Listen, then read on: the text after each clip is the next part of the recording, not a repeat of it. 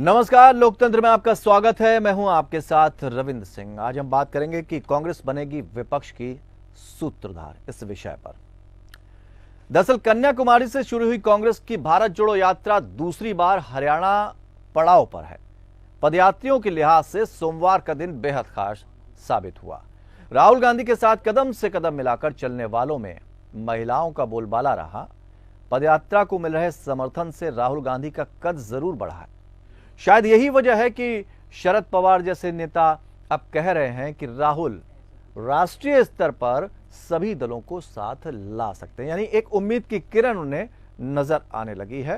राहुल का कद जो पहले था अब नहीं रहा, बल्कि अब और आगे बढ़ चुका है। खबर देखते हैं, उसके बाद चर्चा को आगे बढ़ाते हैं।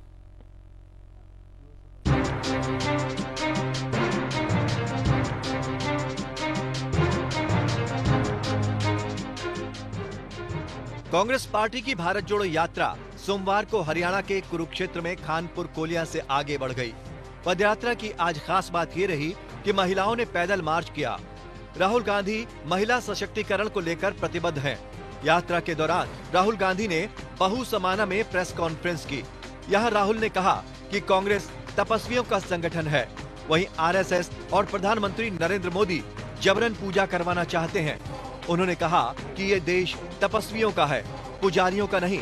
राहुल ने कहा कि पूजा दो तरह की होती है।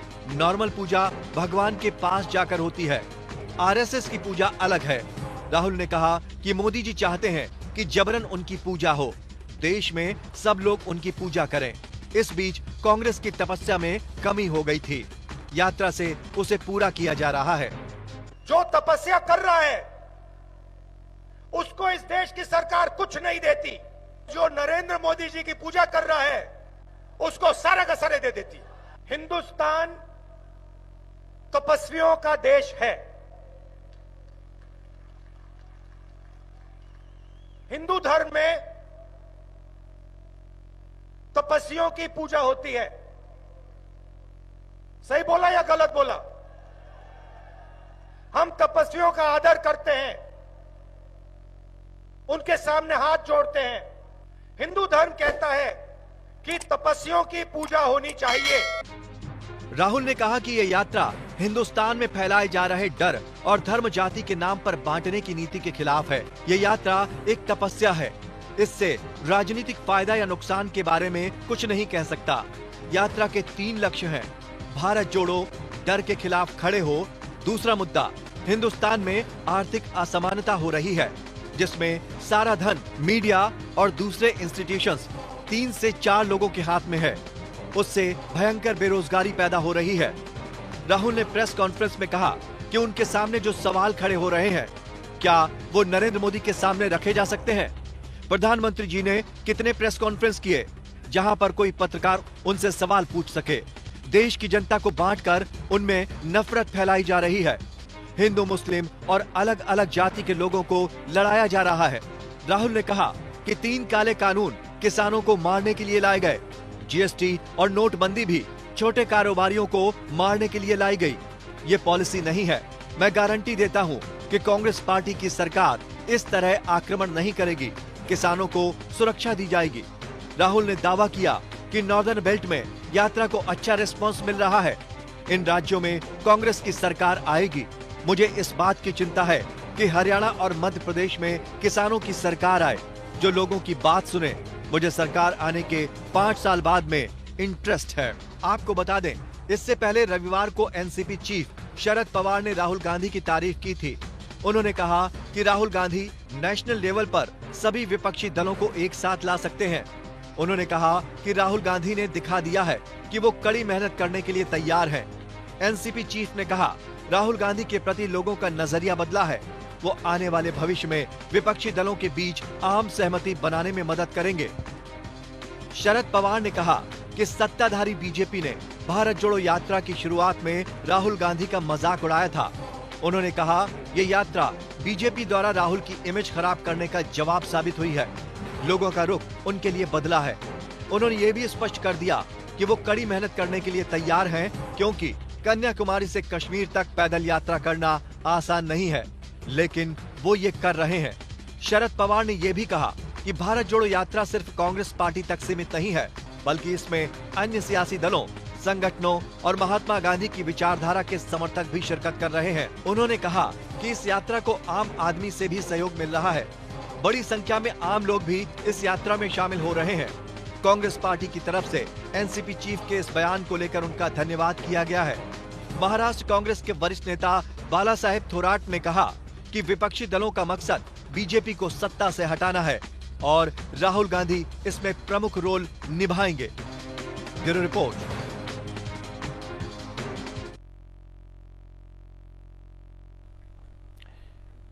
तो हरियाणा से अच्छा रिस्पांस, नॉर्दर्न पर भरोसा, महिलाओं का साथ और यात्रा के 3 लक्ष्य बता रहे हैं। भारत जोड़ो पहला लक्ष्य, दूसरा है डर के खिलाफ खड़े हो, यानी किसी से डरने की जरूरत नहीं है, और तीसरा आर्थिक असमानता, यानी 3 से 4 लोगों के हाथ में सारी चीजें पहुंच जाएं और जो आर्थिक असमानता पैदा हो रही है, उसका जो भाव आ रहा है, उससे बचना होगा। तो 3 लक्ष्य लेके यात्रा आगे बढ़ रही है। राहुल गांधी की छवि इतनी सुधर चुकी है कि अब बड़े बड़े नेता ये कहने लगे हैं कि राहुल चाहें तो सभी लोगों को एक साथ ले सकते हैं। यानी एक इमेज जो बनाई गई थी, जैसा कि तथाकथित है, हमेशा कहा जाता है कि एक इमेज को लेकर बड़ा बेशुमार पैसा खर्च किया गया कि राहुल गांधी की इमेज ऐसी बना दी जाएगी। अब उस छवि से बहुत दूर जा चुके हैं, बहुत आगे निकल चुके हैं, अपना कद इतना बड़ा कर चुके हैं कि अब शरद पवार जैसे नेताओं को, राकेश टिकैत जैसे किसान नेताओं को और पूर्व गवर्नर तक को ये लगने लगा है कि राहुल गांधी जनता की आवाज बन चुके हैं और शायद ज्यादा हितैषी जनता के साबित होंगे। लेकिन क्या वास्तव में राहुल गांधी का कद ऐसा हो चुका है कि अब वो सूत्रधार के तौर पर सामने आ जाए? 4 खास मेहमान इस चर्चा में हमारे साथ शामिल होंगे। वैभव अग्रवाल, प्रवक्ता भारतीय जनता पार्टी, चंद्रेश कुमार सिंह, प्रवक्ता कांग्रेस, नीतेश चौरसिया, प्रवक्ता आम आदमी पार्टी, प्रोफेसर पवन कुमार मिश्रा, राजनीतिक विश्लेषक के तौर पर हमारे साथ जुड़े हैं। बहुत बहुत स्वागत करते हैं आप सभी मेहमानों का। चंद्रेश जी, यात्रा को लेकर एक लाइन से शुरुआत करते हैं जो कही राहुल गांधी ने, और कई बार यात्रा में ऐसे पड़ा हुआ है जब विवाद का विषय भी बन जाते हैं, लेकिन ये के थोड़ा मायने बताइए, फिर हम चर्चा को आगे बढ़ाएंगे। वो कह रहे हैं कि ये देश तपस्वियों का है, पुजारियों का नहीं। क्या मायने निकाले इसके? राहुल गांधी जी ने बिल्कुल सत्य बात कही है। यह देश तपस्वियों का है, पुजारियों का नहीं है। और इस बात की जब मैं पुष्टि यहाँ कर रहा हूँ तो मैं सिर्फ अपनी बात नहीं कहूंगा। प्राचीन संस्कृत के ग्रंथों में भी ये कहा गया है कि अहिंसा, सत्य वचन, मान संशय, दमो घृणा, एतद तपो विदुः धीरा, न शरीरस्य शोषणम। अहिंसा, सत्य वचन, दया भाव, दम और दूसरों के प्रति तिरस्कार, जिन्हें धीर पुरुष तप कहते हैं, न कि शरीर के शोषण को। तो जहां शोषण है वहां तप नहीं हो सकता। थोड़ा सा रोकेंगे। महात्मा गांधी जी कहा करते थे, चंद्र जी थोड़ा सा कहा करते थे, चंद्र जी थोड़ा सा रोकेंगे। चंद्र जी है और देवता कहीं निवास करते हैं तो भारत के गांव में निवास करते हैं। चंद्र जी आवाज पहुंच रही है हमारी आप तक? नहीं, वो देवता किसान है। चंद्र जी आवाज पहुंच रही है आप तक हमारी? जी जी हाँ, 1 मिनट, एक थोड़ा सा हम ऐड करना चाहेंगे। मुकलेश जी का हम नाम नहीं ले पाए। मुकलेश शेख भी हमारे बीच जुड़े हुए हैं, एनसीपी प्रवक्ता है, क्योंकि हम चंद्रेश जी कुछ देर बाद हमारे साथ जुड़ेंगे। अब आप अपनी बात रखिए। तो राहुल गांधी जी ने जो बात कहा, महात्मा गांधी जी ने भी वही बात कहा था कि भारत देवताओं का देश है, देवता कहीं निवास करते हैं तो गांव में। तो जो व्यक्ति अहिंसा, सत्य वचन, दया भाव, भोगों का तिरस्कार करता है, उसे ही हम तप पुरुष कहते हैं या उसे तपस्वी कहते हैं। शोषण करने वाले को तपस्वी नहीं करते। अब इस यात्रा के जो 3 लक्ष्य राहुल गांधी ने कहा, जोड़ा है, उससे मैं इस बात को जोड़ रहा हूं। राहुल गांधी जी ने कहा डरो मत, यानी देश की राजनीति में आबो हवा में सांप्रदायिकता का जहर घोलकर बहुसंख्यक को अल्पसंख्यक से डराने का कार्य जो भाजपा कर रही है, उसका हम खंडन करते हैं, उसका हम विरोध करते हैं। राहुल गांधी जी ने दूसरी जो बात कही, वो कहा कि देश के अंदर आर्थिक असमानता बढ़ रही है। हमारे देश के संविधान में संपत्ति के विकेंद्रीकरण की बात की गई है। जबकि क्रोनिक कैपिटलाइजेशन के तहत भारतीय जनता पार्टी लगातार संपत्ति का केंद्रीकरण कर रही है, जिससे संपत्ति कुछ लोगों के बीच सीमित हो रहा है और बहुसंख्यक लोग संपत्ति से वंचित हो रहे हैं। इसका भविष्य में दुष्परिणाम देखने को मिलेगा। तो ये जो 2-3 बातें हमारे सामने निकल कर आ रही हैं, वो स्पष्ट कर रही हैं कि राहुल गांधी जी ने जो बातें कही वो बातें बिल्कुल सत्य हैं। लेकिन चंद्र जी, आप कंफ्यूज हैं या हम लोग कंफ्यूज हो रहे हैं, ये थोड़ा सा समझा दीजिए कि एक तरफ तो आप कह रहे हैं भारत जोड़ो यात्रा है, सियासत से कोई लेना देना नहीं है, दूसरी तरफ इसमें आप कभी धर्म का तड़का लगा देते हैं, कभी किसी का नाम लेके तड़का लगा देते हैं, तो इस तरह की चीजें धर्म का तड़का है ही नहीं है। यदि संस्कृत में कहा गया है यद दूरम यद दुराराध्यम यज्ञ दूरे व्यवस्थितम तत्सर्वम तपसा साध्यम तपोहि दुरति क्रमम, तो इसका धर्म से कोई लेना देना नहीं है। ये एक आदर्श वाक्य है। इसको सिर्फ हिंदू धर्म से, मुस्लिम धर्म से, जैन से, पारसी से न जोड़िए। जो दूर है कष्ट साध्य और जो दूर हुआ है वह सब तप से साध्य है, तप अवश्य करने योग्य है। तो तप का मतलब क्या है? तपस्वी कौन है? किसान है, मजदूर है इस देश के, वो तपस्वी हैं। मैं हूं, आप है, जो कर्म कर रहे हैं वो तपस्वी हैं। तो जो इस देश में ढोंग फैला रहे, भ्रम फैला, जैसे चिन्मयानंद जी के ऊपर बलात्कार का आरोप नहीं, तो ये चीजें आपको तब याद आई, ये चीजें आपको तब याद आई जब आप सत्ता से बेदखल कर दिए गए, उससे पहले नहीं याद आई? ये नहीं, पहले भी याद आई। मैं बता रहा हूं पहले कैसे याद आई।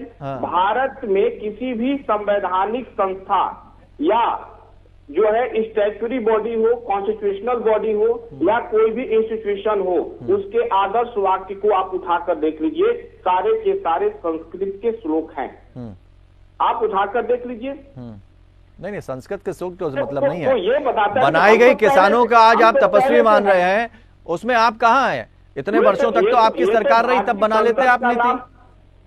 ये तो भारतीय संसद का नाम भी पता नहीं क्या रखते हैं, जिसका भारत की कहीं, भारत में वो शब्द कहीं है ही नहीं है। तो इनकी बातें अलग है, हमारी बातें अलग है। हमारा तपस्वी कहने का अभिप्राय है इस देश के किसान, इस देश के मजदूर, इस देश के छात्र, इस देश के नौजवान जो कर्म करते हैं, जो कर्म में विश्वास रखते हैं, वो सभी तपस्वी हैं, वो आदर्श है, वो पूजा करने योग्य है। और आप महात्मा गांधी जी ने भी कहा था कि भारत देवताओं का देश है और देवता कहीं निवास करते हैं तो गांव में, और वो देवता किसान है। तो राहुल गांधी जी भी वही बात कह रहे हैं जो महात्मा गांधी जी ने कहा था। और जो हमारे देश की परंपरा, जो हमारे देश की संस्कृति, जो हमारे मूल्य है देश, चलिए कम से कम संस्कृति याद आई, उसको फॉलो तो कर रहे हैं। वैभव जी, ठीक है, वैभव जी, क्या अब डर लग रहा है? अब सूत्रधार के तौर पर राहुल गांधी देखे जाने लगे हैं और ये कहा गया कि उनकी इमेज को खराब करने में करोड़ों रुपया खर्च कर दिया गया, लेकिन अब बड़े नेता शरद पवार जो अक्सर चकमा दे देते हैं, कभी आपके पाले में खड़े होते हैं, आपकी गुडबुक में भी उनका नाम है, गुडविल बुक में, तो ऐसे में अगर शरद पवार जैसे नेता, नीतीश कुमार जैसे नेता तारीफ कर रहे हैं तो स्वाभाविक सा है कि एक डर का माहौल या अचेतन तो हो ही जाता है आदमी। कैसा लग रहा है आपको? रविंद्र जी नमस्कार जी। और सभी माननीय पैनलिस्ट को नमस्कार। ऐसा है रविंद्र जी कि जहां तक मेरी इसमें राय है, विनाश काले विपरीत बुद्धि, भारत में हरिश्चंद्र की तरह अपने को प्रस्तुति देने वाले और भारत को उकसाने के लिए प्रस्तुति समक्ष स्वयं के व्याख्यान में खो जाएं, संस्कारी चुम्मी ले लें और पता नहीं क्या क्या हरकतें हुई हैं भारत जोड़ो यात्रा में। जनता देख रही है, एंटरटेनमेंट का बड़ा शो है, दो राय नहीं है इसमें। मतलब बॉलीवुड भी शर्मा जाएगा कि जो फिल्म फेयर अवार्ड्स होते हैं और जो अवार्ड्स होते हैं उसमें एकदम छा जाते हैं हीरो हीरोइन। कोई दो राय नहीं है इसमें। अच्छा, कौन हीरो हीरोइन नजर आ रहा है आपको? हाँ जी, हमने कौन से हीरो हीरोइन नजर आ रहे हैं आपको? नहीं, राहुल गांधी टिकैत जैसे नेता मुलाकात कर चुके हैं। हमारी फिल्म के हीरो है ना राहुल गांधी। नरेंद्र भाई मोदी विलन है ना इनकी फिल्म के, कोई दिक्कत ही नहीं है इसमें। तो क्या दिक्कत है? मतलब ये तो भारतवर्ष की एक अचंभित फिल्म होगी, इसमें तो इनको बेशक। और मैं तो कांग्रेस पार्टी से गुजारिश करूंगा कि भारत जोड़ो यात्रा में इतने बढ़िया बढ़िया मोमेंट्स रहे हैं कि ये उसकी पूरी ये जो भी यात्रा की फुटेज रही है, इसको एक लिमिटेड सीरीज डॉक्यूमेंट्री करके नेटफ्लिक्स या किसी को बेचे ताकि ओटीटी प्लेटफॉर्म पे हम भी देख पाए एडिट कर करके। हाँ, थोड़ा उसमें वो कुछ डायलॉग बड़े फेमस हैं उनके, उन डायलॉग के फिर आप जवाब दे पाएंगे? जैसे वो कह रहे कि 3 से 4 लोगों के हाथ में ही है आर्थिक समानता, फिर कितनी प्रेस कॉन्फ्रेंस की गई है आपके बड़े नेता के द्वारा, इन सब सवालों के जवाब कैसे मिलेंगे? अच्छा, वो तो थी एंटरटेनमेंट के बाद। अब अपन सीरियस राजनीति पे आ जाते हैं कि इस फिल्म में जो डायलॉग है वो लिखे किसने हैं और बोल कौन रहा है, वो तो कांग्रेस पार्टी बेहतर जानती है या जनता बेहतर जानती है। मैं तो कोई नहीं हूँ उसके ऊपर कमेंट करने वाला। मैं तो देश का नागरिक हूँ और देश का नागरिक एंटरटेनमेंट शो देख रहा है।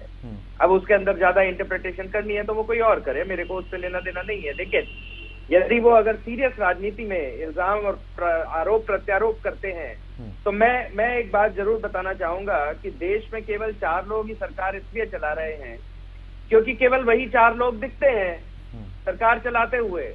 लेकिन सरकार चल रही है, बखूबी चल रही है और बहुत बढ़िया चल रही है। तो अन्य लोगों को सरकार चलाने में इंटरेस्ट है, अपनी शक्ल को बेबाक दिखाने में इंटरेस्ट नहीं है, काम करने में इंटरेस्ट है, जनता की सेवा करने में इंटरेस्ट है। हीरो हीरोइन के माफे एक मंच पे खड़े होकर नाच गाने में इंटरेस्ट नहीं है। देखिए, तो सबसे पहला जवाब तो आपका यही बता दे कि 4 लोग कर रहे हैं। अब आ जाए करप्शन पर।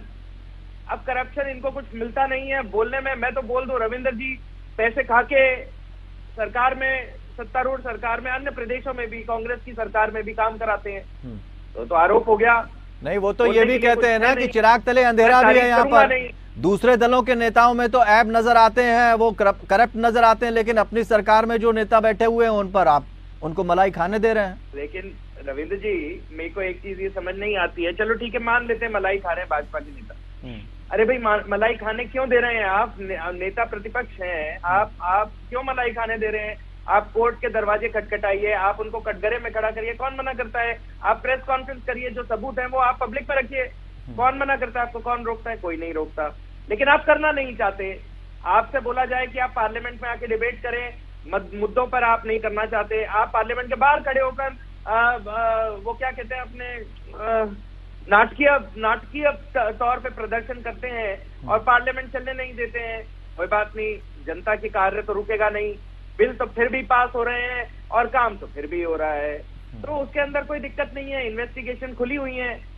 अब तीसरे मुद्दे पे आ जाए। थोड़ा सा देखिए, बुरा लगता है सुनने में जब राहुल गांधी इतना व्याख्यान करते हैं कि भारत देश, India is not a country of godmen but India is a country of people who are working in India. I mean, I don't understand. पुजारियों का देश नहीं है, तपस्वियों का देश है। मुझे एक चीज समझ नहीं आ रही है कि तपस्वी और पुजारी में फर्क क्या है। मुखलेश शेख मेरे साथ बैठे हैं, मुझे पता नहीं है अगर एक मौलाना पुजारी होता है या तपस्वी होता है, वो बेहतर बता पाएंगे, मेरे को समझ नहीं है इस चीज की। उसी तरह जो हमारे गुरुद्वारों में होते हैं वो सब बेवकूफ हैं। मैं बताऊं आपको, मेरी जहां तक समझ है, छोटी सोच है मेरी, मैं तो बोल रहा हूँ, मेरे को कोई दिक्कत नहीं है उसमें बोलने में। आप लोग सब बड़े हैं मेरे से, है ना, कांग्रेस, एनसीपी, भाई साहब अपन बड़े हैं, अपन डर लगता है इनकी यात्रा से, कोई दिक्कत नहीं है। लेकिन मेरी सोच छोटी है, लेकिन छोटी सोच के हिसाब से मैं बोलूं कि बाकी धर्म के जो पुजारी हैं, धर्म के जो रक्षक हैं, धर्म के बारे में जो बात करते हैं, पढ़ाते हैं, लिखाते हैं, उन सब ने अपना जीवन में कोई तपस्या नहीं करी, केवल वो भोगी हैं। वो तपस्वी नहीं है। तपस्वी वो है जो राहुल गांधी बोले, जिनको राहुल गांधी सर्टिफिकेट। नहीं, उन्होंने तो कह दिया कि तपस्वी हैं, कांग्रेस के लोग तपस्वी हैं। मैं यहीं पर जवाब दे दूं। नहीं आ रहे हैं आपके पास। चंद्र जी आपका टर्म आया तब आइएगा, मैं आपसे जवाब, अभी तो सिर्फ डिबेट शुरू हो रही है, हम सबका पक्ष ले रहे हैं, फिर हम आएंगे, आप जवाब दीजिएगा। मुखलेश जी, शरद पवार का ये बयान आया है, महाविकास अघाड़ी की सरकार, हालांकि शरद पवार चाणक्य के तौर पर भी देखी जाते हैं, दोनों की, चाहे बीजेपी की बात हो, चाहे महाराष्ट्र में शिवसेना की बात हो, अगर ये देखा जाए वो अपना सिक्का जो है ठीक रखते हैं, अपनी कीमत, उनकी वैल्यू हमेशा बनी रहती है। ऐसे में अगर उनका ये बयान आ रहा है तो क्या वो मान चुके हैं कि राहुल गांधी एक लकीर खींच चुके हैं, एक बड़े नेता बन चुके हैं? देखिए रविंद्र जी, मेरी आवाज आपको आ रही होगी जी। ये राहुल गांधी गरीब अमीर जो भी सारे देश के लोग उनका सपोर्ट कर रहे हैं, और आज शरद पवार साहब एक सीनियर लीडर होने के नाते और महाराष्ट्र के अंदर या बोलिए देश के अंदर, उन्हें पता है, तजुर्बावान व्यक्ति है, हमारे लीडर है एनसीपी के, और सारे लोगों से उनकी ताल्लुकात है। उन्होंने इंदिरा गांधी से लेके राजीव गांधी से लेके सारे लोगों को देखा है। नरेंद्र जी मोदी साहब जो है हमारे भारत के प्राइम मिनिस्टर, हमारे अमित भाई शाह साहब, सारे लोगों को जानते हैं कि किस तरह से लोग काम कर रहे, मोदी जी किस तरह से देश में काम कर रहे हैं। यानी सच जो है वो सभी एक अनुभवी नेता है। मोदी जी ने कहा है कि उनसे सलाह लिया और लेते भी हैं, उनकी इज्जत भी करते हैं, देवेंद्र जी भी करते हैं, और ममता बनर्जी से लेके आप सारे देश के लोग, मैं तो कहूंगा कि मेरे लीडर से सभी लोग सलाह लेते हैं और सीनियर लीडर है। अगर उन्होंने ये कहा तो सोच समझ कर कहा, क्योंकि राहुल जी जिस प्रकार एक लोगों को रास्ते में मिलने का काम कर रहा है, जिस तरह जो उन्होंने यात्रा जो है हर धर्म के लोगों को लेके आगे बढ़ रहा है, देखिए उनकी तारीफ करना, जो सच को बोलना, सच्चाई को सामने रखना, ये हमारे एनसीपी पार्टी शरद पवार साहब का जो है वो उनकी खूबी है। अगर मोदी जी अच्छा काम कर रहे हैं तो कई बार मोदी जी की भी तारीफ कर चुके हैं, तो राहुल गांधी की अगर कोई मतलब तारीफ कर रहा है, इससे एक बात ये भी निकलती है ना कि शरद पवार जी अब ये मान चुके हैं कि वो राहुल गांधी की अगुवाई में काम कर सकते हैं। नहीं, बिल्कुल रॉन्ग बात है। सीनियर होता है। राहुल गांधी लीडर है कांग्रेस पार्टी के, हमारे पार्टी के नहीं है। राहुल गांधी जी को ममता बनर्जी, राहुल गांधी जी को आपके जो नीतीश कुमार, अखिलेश, ठीक है, सारे लोग जो है वो हम उम्र के हैं। वो लोगों की एक जो जमात ग्रुप है वो अलग है। लीडर देश के अंदर आप मानोगे तो सोनिया गांधी को, शरद पवार को, जैसे कि अभी सीनियर लीडर की बात करिए, सीनियर लीडर में शरद पवार साहब उनके साथ नहीं आता है, वो सुप्रीम सीनियर लीडर है हमारे पवार साहब। रही बात हमारे भाई साहब के कहे, अब यही तो समझना मुश्किल हो जाता है। इस चीज को हम समझेंगे प्रोफेसर पवन कुमार मिश्रा जी से। पवन जी, सूत्रधार के तौर पर देखा जा रहा है। अब हमने पूछा मुखलेश साहब से कि क्या अगुवाई में काम करने के लिए तैयार है शरद पवार, तो वो मानने को तैयार नहीं। ऐसे ही ममता बनर्जी भी मानने को तैयार नहीं है, केजरीवाल साहब भी मानने को तैयार नहीं है, और कांग्रेस कह रही है कि हम भारत जोड़ रहे हैं। तो ऐसे में कैसे हम मान लें कि सूत्रधार के तौर पर तैयार हो चुके हैं राहुल गांधी? जी आशीर्वाद है शरद पवार जी का। राहुल जी ने एक जो उनकी पदयात्रा निकली है, उससे मैं आपके इस कमेंट से सहमत हूँ जहाँ से आपने बात शुरू की थी जी, कि राहुल जी अपनी पुरानी इमेज से बाहर आ चुके हैं जी। जो उनकी एक इमेज स्थापित हो गई थी, उससे निसंदेह वो बाहर आ चुके हैं। और जहां तक रहा कि सूत्रधार के रूप में उभरेंगे, मेरा मानना उसमें दो चीजें। एक तो आपने ये कहा कि केजरीवाल जी या ममता जी या और लोग भी अभी उनको अपने नेतृत्व के रूप में नहीं देखते हैं। कुछ वैचारिक मतभेद ममता जी से, केजरीवाल जी से शुरू तरह आपने देखा होगा केजरीवाल जी की राजनीति कांग्रेस के विरोध में ही शुरू हुई थी। गुजरात में तो देखने को यही मिला। हाँ नहीं, इवन जब दिल्ली में उन्होंने शुरू किया तो शीला दीक्षित को ही टारगेट किया था। अच्छा, दूसरा ये है कि जो इतने विरोधाभासी विचारधाराओं से जुड़े लोग एक प्लेटफॉर्म पे आए या 2024 में आ जाएंगे, ऐसा कह पाना बड़ी दूर की कौड़ी है। अभी इसमें बहुत कुछ इफ एंड बट होना बाकी है। हमें लगता है कि ये सारे नेता वेट एंड वॉच की स्थिति में हैं, क्योंकि कांग्रेस निश्चित रूप से सफलता पाती हुई दिख रही है, लेकिन यक्ष प्रश्न ये है कि उसका संगठन कितना मजबूत है। दिल्ली की राजनीति का रास्ता नॉर्दर्न इंडिया से होके जाता है। नॉर्दर्न इंडिया के बहुत से राज्यों में संगठन के नाम पर कांग्रेस की उपस्थिति नहीं के बराबर। इवन बिहार ले लीजिए, दिल्ली, यूपी ले लीजिए, या इन जगहों पे तो यात्राओं में भीड़ का उमड़ना और उसको मतों में कन्वर्ट करने का काम संगठन का होता है, जो कि अनुपस्थित है नहीं के बराबर। यूपी में चौथे नंबर पे गिनी जाती है। तो हमें लगता है कि जितने भी परिपक्व नेता हैं, ये शरद पवार भी काफी परिपक्व राजनीतिक हैं और ममता जी भी हैं, ये लोग अभी दूर से देख रहे हैं कि क्या इसके आउटकम आते हैं। तीसरा ये मामला है कि जैसे एक जमाने में कांग्रेस अम्ब्रेला ऑर्गेनाइजेशन बन चुकी थी और एक टीना फैक्टर चलता था, there is no alternative. Even emergency के पहले तक कांग्रेस तो पूरे देश की पॉलिटिक्स को अपने छत के नीचे लिए हुए थी, और एक टीना फैक्टर था, कांग्रेस के अलावा कौन। जनता पार्टी का एक एक्सपेरिमेंट हुआ, 2.5 साल में लोग उससे उठ गए, फिर इंदिरा जी को ले आए। तो इस समय जो बीजेपी और खासकर नरेंद्र मोदी जी का जो कद है वो टीना फैक्टर की जैसा बनता दिख रहा है कि नरेंद्र मोदी के अलावा कौन, जो एक ये विपक्ष का गैप है। तो राहुल जी इसको लेकिन वहीं कुछ आंकड़े ऐसे आए हैं जिसमें से ये बातें जो हैं कहीं ना कहीं इसको दरकिनार किया गया है। जैसे हिमाचल का इलेक्शन हार गए, एमसीडी में 7 मंत्री लगे रहे, 7 चीफ मिनिस्टर लगे रहे, 17 मंत्री लगे रहे और हार गए। आम आदमी पार्टी ने कहीं ना कहीं अपनी पैठ बनाई, पंजाब देखिए उनको हासिल नहीं हुआ। तो इस तरह की चीज़ें कहीं ना कहीं ये भी साबित करती हैं कि जो लहर या जिस चेहरे की बात करी है उसने कुछ हद तक चमक खोई है।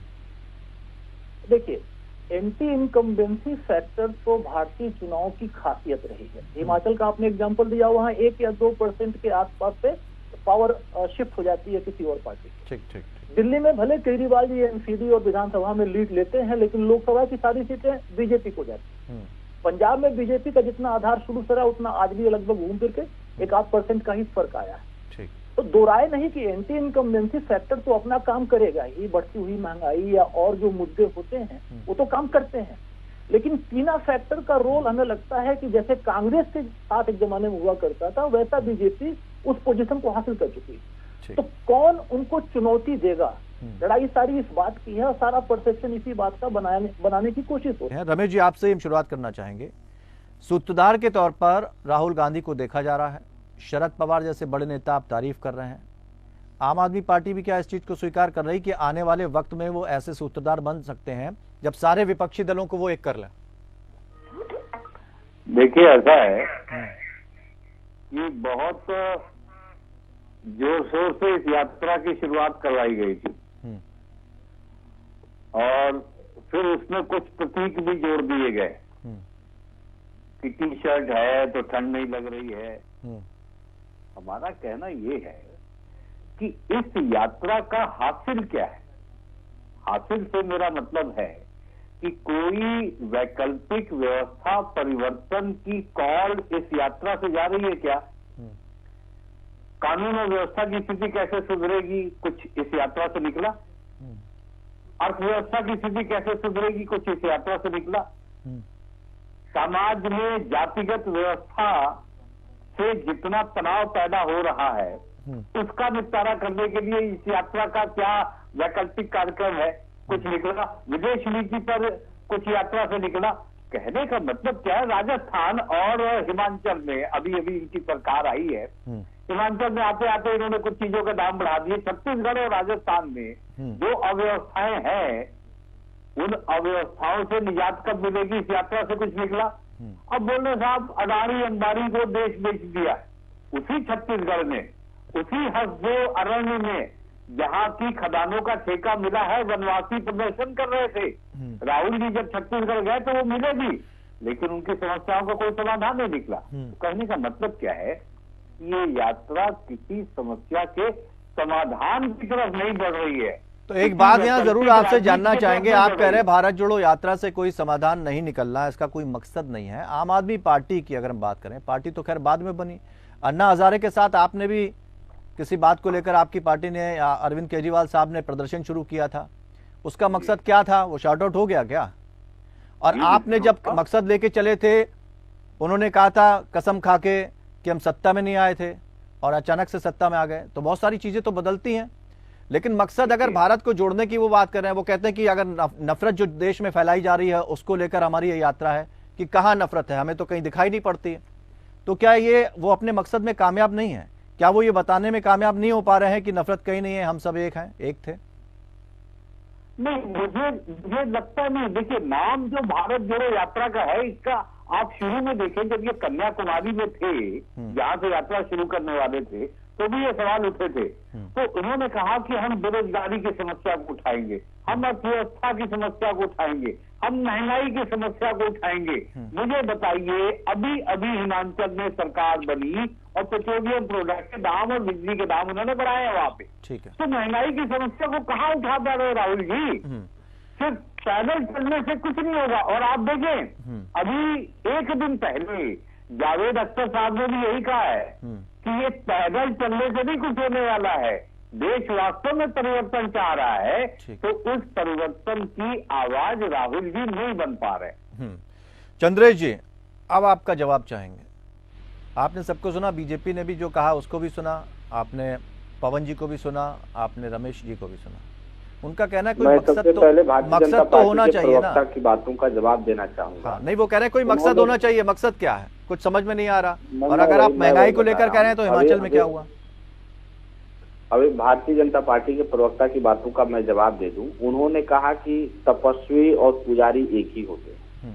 हो सकता है कि सभी तपस्वी पुजारी हों, लेकिन सभी पुजारी तपस्वी नहीं हो सकते। जैसे योगी आदित्यनाथ जी पुजारी हैं, तपस्वी नहीं है। चिन्मयानंद जी पुजारी हैं, तपस्वी नहीं है। साध्वी प्रज्ञा पुजारी हो सकती हैं, तपस्वी नहीं है। योगी नरेंद्र मोदी जी पुजारी हो सकते हैं, तपस्वी नहीं है। अमित शाह जी पुजारी हो सकते हैं, तपस्वी नहीं है। ठीक है। लेकिन इस देश का किसान, इस देश का मजदूर, इस देश की महिलाएं, माताएं, वो तपस्वी हैं। वो पुजारी हो या न हो, तपस्वी हैं और वो आदर करने योग्य हैं। जो तपस्वी होता है वो अहिंसा का समर्थक होता है। जो तपस्वी होता है वो सत्य वचन बोलने वाला होता है। मोदी जी लगातार झूठ बोलते हैं। जो तपस्वी होता है वो दया का भाव रखता है।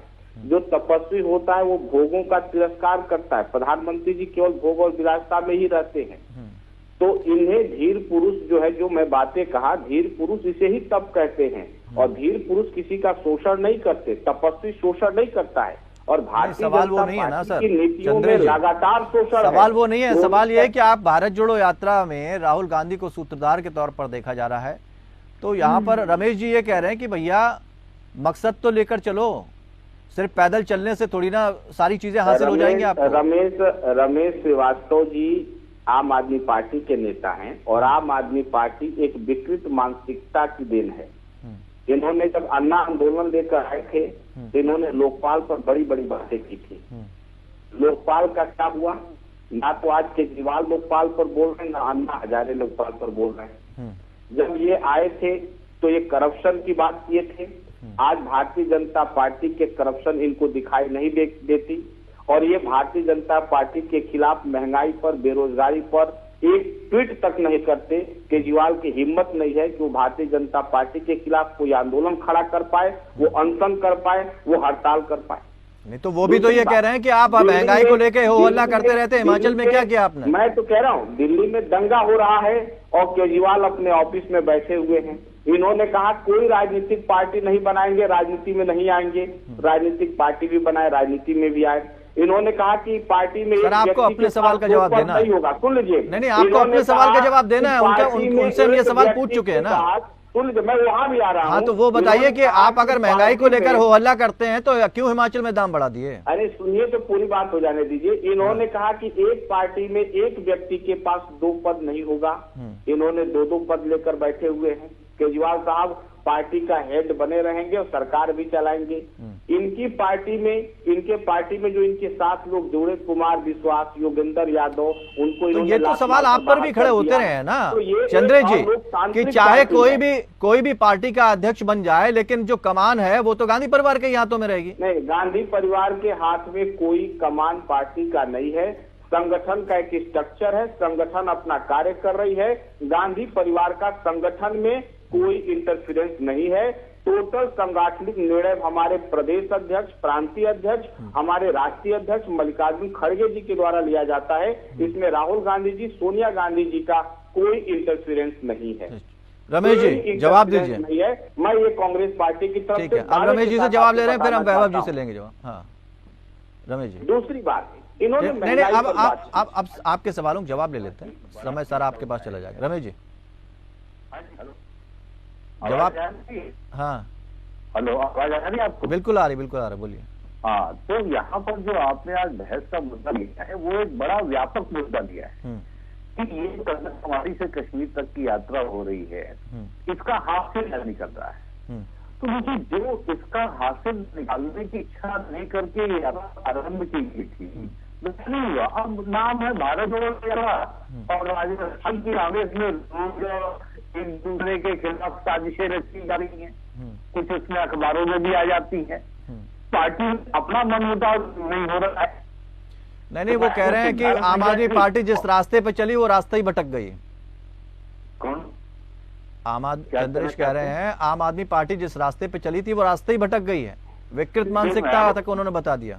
सर ये मैं आपको बताऊं, आम आदमी पार्टी के राजनीति में आने के बाद इस देश के राजनीतिक विचार विमर्श पर क्या परिवर्तन हुआ है, जबरदस्त परिवर्तन हुआ है, उसको सुन लें आप। पहली बार देश की सबसे बड़ी राजनीतिक पार्टियां रहने वाले व्यक्ति को इन्होंने चंद्र जी अब उनका जवाब सुन लीजिए, बीच में चंद्र जी बीच में नहीं, शराबी को आपने पंजाब का मुख्यमंत्री बनाया। चंद्र जी दूसरे का समय ना खाएं, के सामने बदतमीजी करता है। चंद्र जी पंजाब का मुख्यमंत्री है और अब पंजाब को इन्होंने अलगाववाद के हाथ में भेज दिया, वहां आतंकी संगठन फिर से सक्रिय हो गए। चंद्र जी, और आए दिन हत्याएं होती हैं। चंद्र जी बात आवाज आ रही नहीं आ रही है? चंद्र जी देखिए, दूसरे का वक्त मत लीजिए, आपका टर्म है, आप अपनी बात रखिए, क्योंकि बाकी वक्ता भी है हमारे पास। ठीक है रमेश जी, आपका जवाब हो गया। वैभव जी, पहली बात तो उन्होंने कहा जरूरी नहीं हर तपस्वी पुजारी हो, और जरूरी नहीं कि हर पुजारी तपस्वी हो, इसका जवाब। और दूसरी बात, कई आरोप भी आपके ऊपर लगा दिए। कोई बात नहीं, मिश्रा जी भाई हैं, विचारों का आदान प्रदान तो होता ही रहता है, कोई बात नहीं। लेकिन चंद्रेश कुमार सिंह जी को ये चीज समझनी पड़ेगी कि यदि हर तपस्वी पुजारी नहीं होता है, या उन्होंने क्या बोला, हर तपस्वी पुजारी नहीं होता है और हर पुजारी तपस्वी नहीं होता है। तो ऐसा है कि मैं उनका ध्यान आकर्षित करना चाहूंगा। मैंने बोला कि सभी पुजारी तपस्वी हो सकते हैं, लेकिन सभी तपस्वी पुजारी होते हैं, लेकिन हर पुजारी तपस्वी नहीं होता। चिन्मयानंद को साधी प्रज्ञा को मैं पुजारी मान सकता हूँ, तपस्वी नहीं मान सकता। ठीक है मैं कोई बात ठीक है, अच्छा हुआ कन्वे कर दिया। ऐसा है कि पहले हिंदू संस्कृति के हिसाब से पहले तो हम ये समझते हैं कि तपस्वी, पुजारी और भोगी में क्या फर्क होता है, और कर्मयोगी में क्या फर्क होता है। 4 लोग हैं। अब स्वामी चिन्मयानंद, साध्वी प्रज्ञा और हमारे योगी आदित्यनाथ, ये हैं कर्मयोगी, ये तपस्वी हैं और कर्मयोगी। एक के ऊपर बलात्कार का आरोप लगा, दूसरा हिंसा फैलाता है, और तीसरी जो है कहती है घर में चाकू तेज करके रखो। आपको पता है राहुल गांधी, आपको पता है राहुल ये कर्मयोगी है जो घर में चाकू को तेज करके रखने के लिए कहते हैं, और अपनी ही भक्त से जो शरीर का मालिश कराते हैं।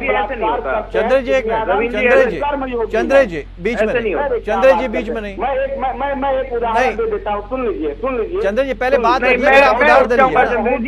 उनका वक्त खा जाएंगे आप, उनका वक्त नहीं खाऊंगा, मैं माफी चाहूंगा, मैं उठ जाऊंगा। चंद्र जी ऐसे डिबेट खराब हो जाएगी, आपके पास आएंगे, आप रखिएगा जी। वैभव, तो ऐसा है कि ये है कर्मयोगी, और देश की सेवा करने के लिए तपस्या कर रहे हैं, अपना सारा आराम और घर बार छोड़ के, अपना परिवार छोड़ के ये काम कर रहे हैं। तो इनको हम कहते हैं कर्मयोगी।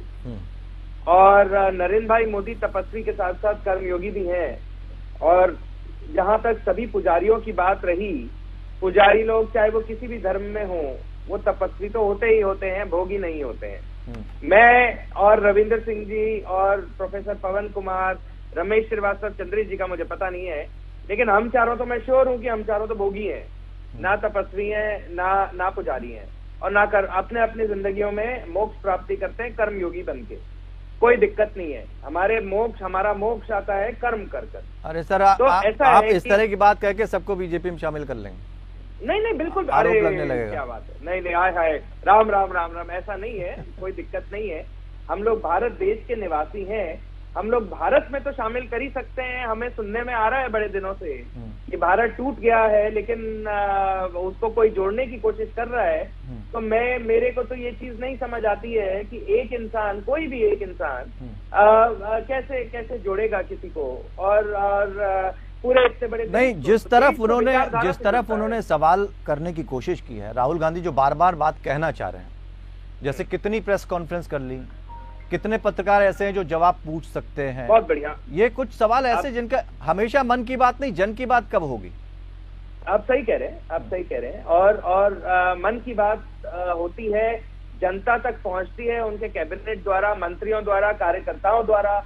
और जहां तक कितनी प्रेस कॉन्फ्रेंसेस कर ली, मेरे ख्याल से कांग्रेस को आईने में देखना चाहिए कि एक प्रेस कॉन्फ्रेंस तभी नहीं कहलाती है जब केवल राहुल गांधी प्रेस कॉन्फ्रेंस करते हैं, या जब केवल एक पार्टी का सर्वश्रेष्ठ नेता करता है प्रेस कॉन्फ्रेंस।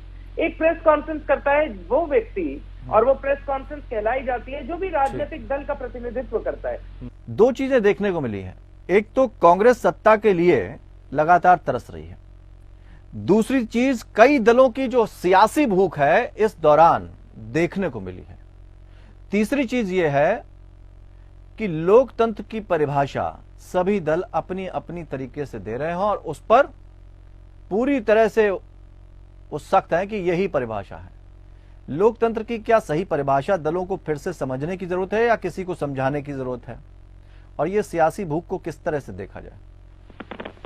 देखिए, जो भी राजनीतिक दल हैं, सत्ता पाना उनका एक लक्ष्य होता है, हमें लगता है सबसे प्रमुख लक्ष्य होता है, और सत्ता के माध्यम से उनको लगता है कि वो जनता की ज्यादा अच्छी तरह सेवा करता है।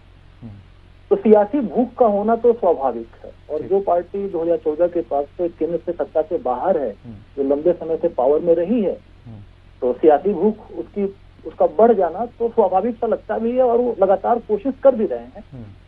दुर्भाग्यवश जैसे कांग्रेस के मित्र हमारे बैठे हुए हैं, और मुझे ये कहना होगा, मैंने पवन जी सियासी भूख का इसलिए इस्तेमाल किया क्योंकि जो एक भूख होती है जिस कदर से लगती है तो वो साम दाम दंड भेद सब इस्तेमाल कर लेता है। एक होता है हम सेवा भाव से आते हैं और हम लोकतंत्र की बात करते हैं, क्या वो भूख अब खत्म हो गई?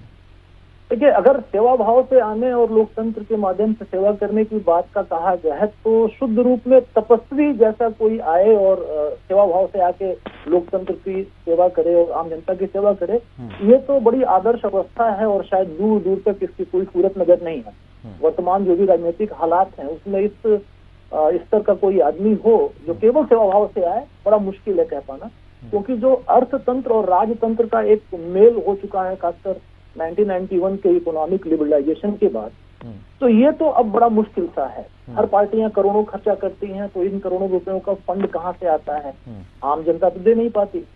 तो कहीं न कहीं लोकतंत्र की परिभाषाएं, उसके मायने बदले हैं, मैं आपसे इस बात से सहमत हूँ। और हाल फिलहाल तो नहीं दिखता कि ऐसा कोई बहुत बड़ा परिवर्तन आने वाला है, सत्ता के चरित्र में कोई बहुत बड़ा परिवर्तन आ जाएगा, ऐसा नहीं दिखता। तो आर्थिक तौर पर मजबूत हो अगर कोई पार्टी नहीं है तो उसका सत्ता में आना हम लगभग नामुमकिन मानते हैं। नामुमकिन है। लेकिन फिर हम राहुल को की इस बात को कैसे देखें कि तपस्वियों का देश है, पुजारियों का देश? कहना चाहूंगा जो हमारे वैभव जी ने भी कही और संजय जी ने भी कही, देखिए, तपस्वी और पुजारी देश दोनों का है। राहुल जी ने किन अर्थों में तपस्वी और पुजारी में अंतर किया, ये तो वही बेहतर बताएंगे, या कांग्रेस के जो मित्र लोग हैं बताएंगे। देश तपस्वियों का भी है, पुजारियों का भी। जो तपस्वी होगा वो बगैर पुजारी हुए तपस्वी हो ही नहीं सकता, और ये देश सबका है। हमें लगता है राहुल जी शायद ये इशारा कर रहे थे कि धर्म के नाम पर पाखंड फैलाने वालों का ये देश नहीं है, अगर उनका ये मंतव्य है तो, जैसा कि सुनील जी की बातों से लगा। इसमें मैं कुछ उदाहरण देना चाहूंगा कि 80 और 90 के दशक में सत्ता के शीर्ष पर बैठे बहुत से लोग ऐसे थे जिनके नाम तमाम ऐसे तांत्रिक और चमत्कारी बाबाओं से जुड़े रहते थे, और कई मायनों में वो लोग, कहा जाता था कि सत्ता का एक बहुत बड़ा केंद्र बन चुके हैं। मैं नाम नहीं लेना चाहता क्योंकि वो विवादित हो जाएगा। हाल फिलहाल देखें तो ऐसे बहुत से लोग हैं जो चमत्कारी माने जाते हैं, वो कभी जेल में रहते हैं, कभी बाहर चले जाते हैं, और शायद राजनीतिक तंत्र खामोश रहता है। अब तो ये बड़ा मुश्किल हो गया है फर्क कर पाना कि सच्चे अर्थों में कोई तपस्वी है भी क्या राजनीतिक तंत्र। ठीक, लेकिन यहाँ पर एक साध्वी ये कह रही हैं कि कोई भी नेता निकलता है, भीड़ तो होती ही है, तो ऐसे में राहुल निकल रहे हैं, भीड़ जुट रही है, तो इसमें कांग्रेस को ज्यादा उत्साहित होने की जरूरत नहीं है। हाँ, मैं इस संदर्भ में अटल जी की एक लाइन को याद दिलाना चाहूंगा। जब सोनिया जी कभी अपनी सभाएं करती थी चुनाव में, तो लोगों ने कहा कि सोनिया जी सभाओं में बहुत भीड़ आ रही है, तो अटल जी ने बड़ी मासूमियत से पूछा, भीड़ तो आ रही है, मुझे दिख भी रही है, क्या उनके पास संगठन है जो इस भीड़ को मतों में कन्वर्ट कर पाएगा? तो अगर राहुल जी के पास, कांग्रेस के पास एक मजबूत संगठन होता तो शायद उनकी यात्राओं में उमड़ने वाली भीड़ किसी लक्ष्य की तरफ जाती हुई दिखती। लेकिन ये भीड़ उमड़ रही है राहुल जी के उस जिले से बाहर निकल जाने के बाद, फिर माहौल वैसा ही हो जा रहा है जैसा था। तो क्या हम ये मान के चले सर कि आम आदमी पार्टी जो है वो कांग्रेस को आईना दिखा रही है और इतनी सशक्त हो चुकी है कि वो आने वाले समय में सीधे सीधे भारतीय जनता पार्टी को चुनौती दे सके? अभी आम आदमी पार्टी को बहुत लंबी दूरी तय करनी है इस मामले में। अभी हाल फिलहाल तो नहीं दिखता कि आम आदमी पार्टी इतनी सशक्त है कि वो बीजेपी को पूरे देश में एक बराबर चुनौती दे सके। अगर किसी पार्टी के पास क्षमता है अभी तक, तो मुख्य रूप से कांग्रेस के पास है, जो आमतौर पर पूरे देश में बीजेपी से फाइट करती, कहीं कम कहीं ज्यादा। लेकिन वो कितनी मजबूत होगी आने वाले दिनों में, इस यात्रा का कितना प्रभाव पड़ेगा, ये अभी बहुत बड़ा प्रश्न है जिसका हाल फिलहाल उत्तर उतना आसानी से नहीं मिलता है। एक और बस सवाल लेंगे, उसके बाद वैभव जी के पास जाएंगे।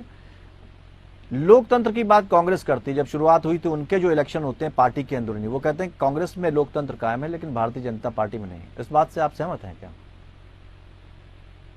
देखिए, ये बड़ा अब राजनीतिक रूप से अगर आप देखें सारी पार्टियों में तो लगभग कल्चर एक जैसा है।